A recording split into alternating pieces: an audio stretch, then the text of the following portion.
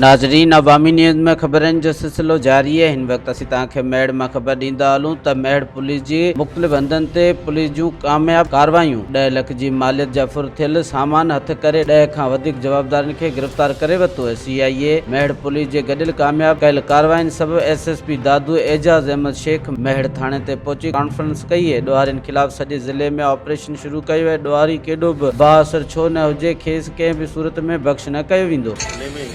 सहूलतकार हुयो जतोई आदि जतोई उनखे असां गिरफ़्तार कयो आहे ऐं उहो केस पॉज़िटिव डायरेक्शन में आहे ऐं उन सां रिलेटेड जेके मेन कल्प्रिट आहिनि उन्हनि जा नाला बि असां वटि आहिनि। जिन इहो कयो आहे उन इन्वेस्टिगेशन में त असां उन कढा आहियूं ऐं जेके इलाही छापा बि असां आया आहियूं। कराची ताईं बि विया आहियूं पर हिन ताईं असां सक्सेस न थिया आहियूं, कामयाबी न मिली है, पर इंशाल्लाह ताला करीब।